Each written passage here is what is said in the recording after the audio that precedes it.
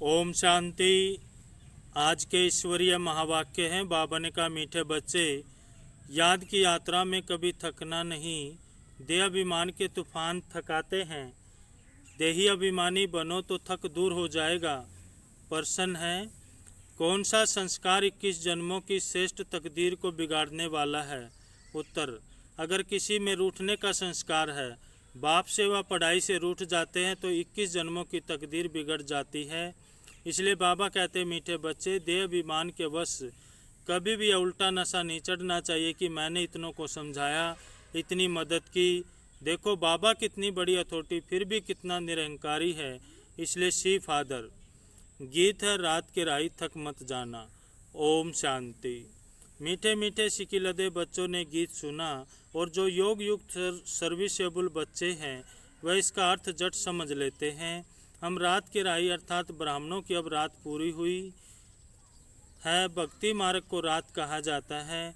आधा कल्प रात का पूरा होता है। हद का भी दिन है और रात है। बाबा ने कहा, यह भी फिर ब्राह्मणों का आधा कल्प दिन, आधा कल्प रात होती है। इस समय जबकि बाप आते हैं तो अंधियारा है। प्रभात होने का पहला पुर है, सवेरा हो रहा है।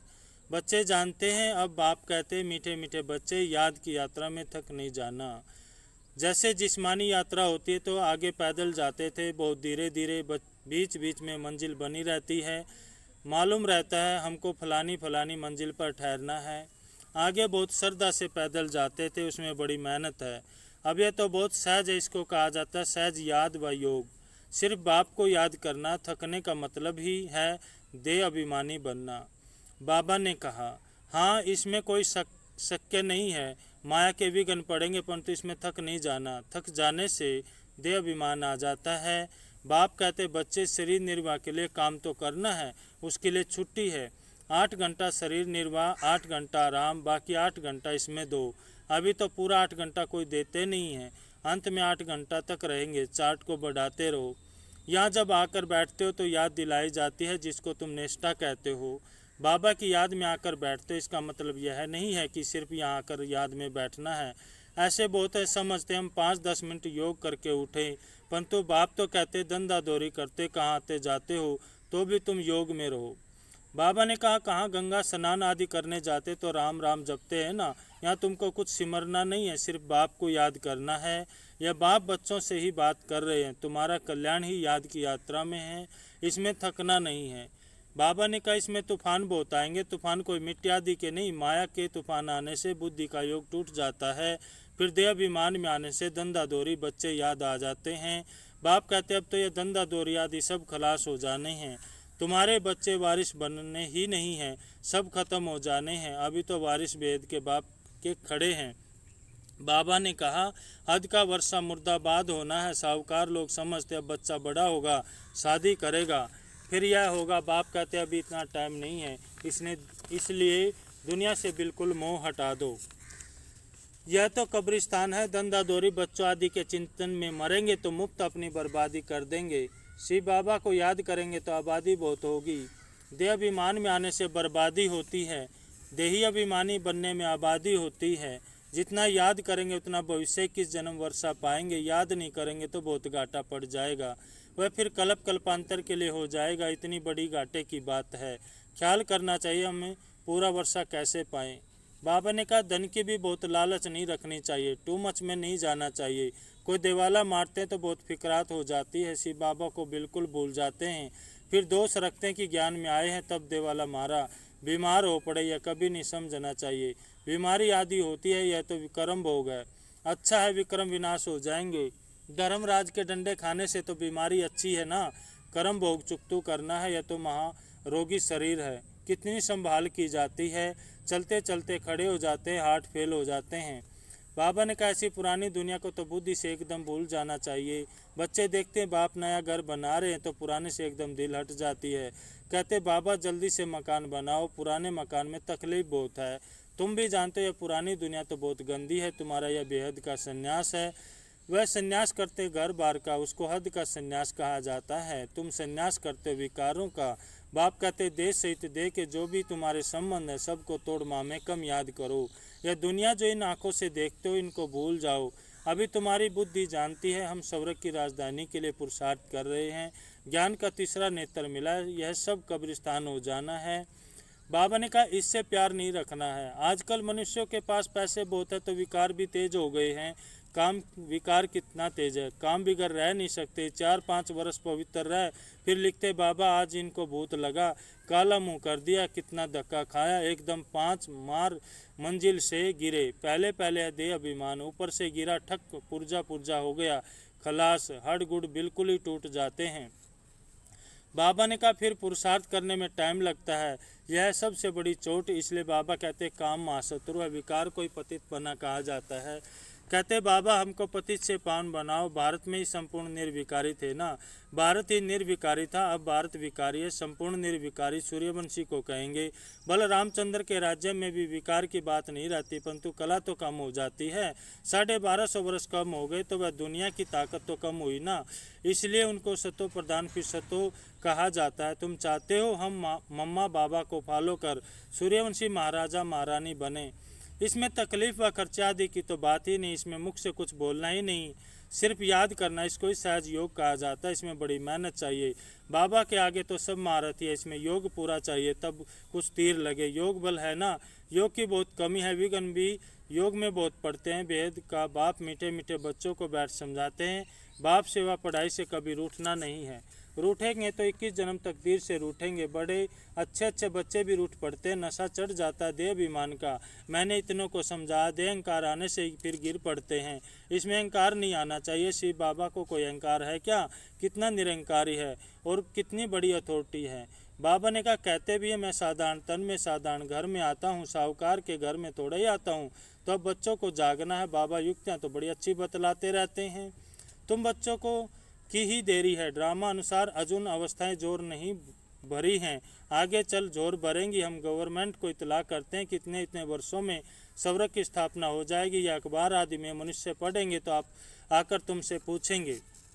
बाबा ने कहा थोड़े वर्ष के अंदर स्थापना होगी तो विनाश भी जरूर होगा। ढेर आएंगे या प्रॉपर्टी आदि थोड़े समय के लिए है। इस प्रॉपर्टी को तुम कोई प्रॉपर्टी थोड़े ही समझते हो, तुम जानते हो या तो थोड़े रोज के लिए या मकान आदि रहने के लिए बनाए हैं। क्योंकि मधुबन में बहुत बच्चे आते हैं रिफ्रेश होने के लिए। हेड ऑफिस मधुबन है। आज तुम क्या करते हो, कल क्या करेंगे? यहाँ तपस्या करते हो, फिर दिल्ली वृंदावन आदि में जाकर राज्य करेंगे। हमारा यादगार कैसे खड़ा है?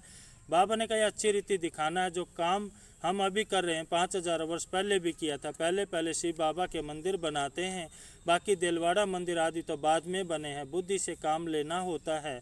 दिलवाड़ा मंदिर का भी हिसाब निकाला जाए तो निकल सकता है। पूरा हमारा यादगार है, तुम जानते हो यह स्थापना का यादगार है। बाबा ने कहा तुम मीठे मीठे बच्चों को बहुत खुशी होनी चाहिए। सब सर्विस बढ़ाने की युक्तियां निकालनी है। राम गयो रावण गयो, जिनका बहु परिवार। रावण को देखो कितना बड़ा परिवार है, राम का कितना छोटा परिवार है। गायन राइट है परंतु कोई समझ नहीं सकते हैं। बाबा ने कहा बाप बैठ समझाते तो भी निश्चय नहीं बैठता है। शरीर निर्वार्थ भी कर्म तुमको जरूर करना है। हाँ जो सर्विसेबल बच्चे हैं, पांडव हैं, वह तो गवर्नमेंट से पालना ले सकते हैं। उनकी सारी संभाल हमको करनी पड़े। अवस्था बच्चों की ऐसी होनी चाहिए, बाबा की याद में इस दुनिया का सब कुछ भुलाना है। बाबा ने कहा याद की यात्रा में जो पक्का मस्त रहेगा उनकी अवस्था भी बहुत मजबूत होगी। जैसे कि शिव बाबा की याद में रह तुम शरीर छोड़ते हो, सन्यासी ब्रह्म की याद में शरीर छोड़ते हैं तो भी वायुमंडल में बिल्कुल सन्नाटा हो जाता है। बाबा को अनुभव है, मनुष्य मरते हैं तो घर में सन्नाटा हो जाता है ना, इसमें भी ऐसे होता है। पिछाड़ी में जैसे कि सब कुछ भूल जाते हैं। बाबा ने कहा अब हमको वापस घर जाना, देह अभिमान छूटता जाता है। पिछाड़ी में शरीर खुशी से छोड़ना चाहिए, हर्षित मुख। बस हम कहाँ जा रहे हैं? ऐसी अवस्था जब होगी तब विजय माला में पिरोने लायक बनेंगे। तुम्हारे में शांति की करंट है। कोई भी आते हैं तो कहते हैं यह शांति बहुत है, यह रियल शांति है। आत्मा शरीर से डिटैच हो जाती है। तुम जानते हो हम आत्मा शांत स्वरूप हैं। हम अपने स्वधर्म में बैठ जाते। कर्म के बिना तो कोई मनुष्य रह नहीं सकते। बाबा ने कहा वो लोग हठ योग से क्या क्या नहीं करते, तुम अब समझते हो। हमारा स्वधर्म ही शांति है। यहाँ हम आए हैं पाठ बजाने, अब वापस घर जाना है। बाप कहते मुझे याद करो और घर को भी याद करो। बाप को याद करने से वर्षा मिलेगा। बाप कहते मुझे भी घर में याद करो, यहाँ तो टेम्परेरी आता हूँ। तुम्हारी बुद्धि शांति धाम में टिकनी चाहिए, बाबा की याद में। घर का भी वर्षा लेना है ना, वह आत्माओं का घर या जीव आत्माओं का घर। अपने घर को भी नहीं भूलो, बाप को भी नहीं भूलो। बाप को याद करने से ही पवित्र बन घर चले जाएंगे। ज्ञान को धारण करने से फिर रजाई करने आएंगे नई दुनिया में। बाबा ने कहा जितना हो सके औरों को रास्ता बताते जाओ। ऑलवेज सी फादर, तुम जानते हो बाप ने क्या किया, सब कुछ माताओं को दे दिया। उसने डायरेक्शन दिया कि सब कुछ माताओं की सर्विस में लगाओ। एक को देख दूसरों ने फॉलो किया, स्व हो गए, परंतु फिर जब टिक भी सके ना। ड्रामा अनुसार भट्टी बननी थी, पाकिस्तान हिंदुस्तान हुआ। तुम्हारी भट्टी पहले शुरू ही हुई पाकिस्तान में। तुमने नदी को क्रॉस किया। शास्त्रों में तो क्या क्या बातें लिख दी हैं। बाबा ने कहा प्रैक्टिकल में तो अब तुम सुनते हो ना, फिर कल बात तुम ही सुनेंगे। अब बाप कहते हियर नो इविल, धंध आदि बल करो, परंतु हियर नो इविल। बाप कहते हैं हर बात में श्री मत लो। बाबा इस हालत में हम क्या करें, तो बाबा सब बता देंगे। कोई भी बात पूछनी हो तो तुम बाबा के पास आओ, तुम डरते क्यों हो। कदम कदम पर पूछना है, श्रीमत पर चलने से कदम कदम में पदम है। तुम्हारा सेकंड बाय सेकंड जो पास होता है उसमें पदम है, तो कितनी कमाई हो रही है। अच्छा मीठे मीठे सिक्के लदे बच्चों प्रति माता पिता बाप दादा का याद प्यार और गुड मॉर्निंग। रूहानी बाप की रूहानी बच्चों को नमस्ते। हम रूहानी बच्चों की रूहानी बाप दादा को नमस्ते नमस्ते, गुड मॉर्निंग बाबा, ओम शांति। धारणा के लिए मुख्य सार नंबर 1, विजय माला में पिरोने के लिए इस शरीर से डिटैच होने का पूरा पुरुषार्थ करना है। देहाभिमान को छोड़ते जाना है, इस दुनिया को बुद्धि से भूलना है। नंबर 2, टू मच धन की लालच में नहीं जाना है। बाप की याद के सिवाय दूसरा कोई चिंतन न रहे। कभी भी बाप से व पढ़ाई से रूठना नहीं है। आज का वरदान है परिवर्तन शक्ति द्वारा सर्व की शुक्रिया के पात्र बनने वाले विघ्न जीत भव। परिवर्तन शक्ति द्वारा सर्व की शुक्रिया के पात्र बनने वाले विघ्न जीत भव। यदि आपका कोई अपकार करे तो आप 1 सेकंड में अपकार को उपकार में परिवर्तन कर दो। कोई अपने संस्कार स्वभाव के रूप में परीक्षा बनकर सामने आए तो आप एक की समृद्धि से ऐसी आत्मा के प्रति विरहम दिल के श्रेष्ठ संस्कार स्वभाव धारण कर लो। कोई देहदारी दृष्टि से सामने आए तो उनकी दृष्टि को आत्मिक दृष्टि में परिवर्तन कर लो। ऐसे परिवर्तन करने की युक्ति आ जाए तो विघ्नजीत बन जाएंगे। फिर संपर्क में आने वाली सर्व आत्माएं आपका शुक्रिया मानेंगी। आज का स्लोगन है अनुभवों का स्वरूप बन जाओ तो चेहरे की खुशनसीबी की झलक दिखाई देगी। अनुभवों का स्वरूप बन जाओ तो चेहरे से खुशनसीबी की झलक दिखाई देगी। ओम शांति।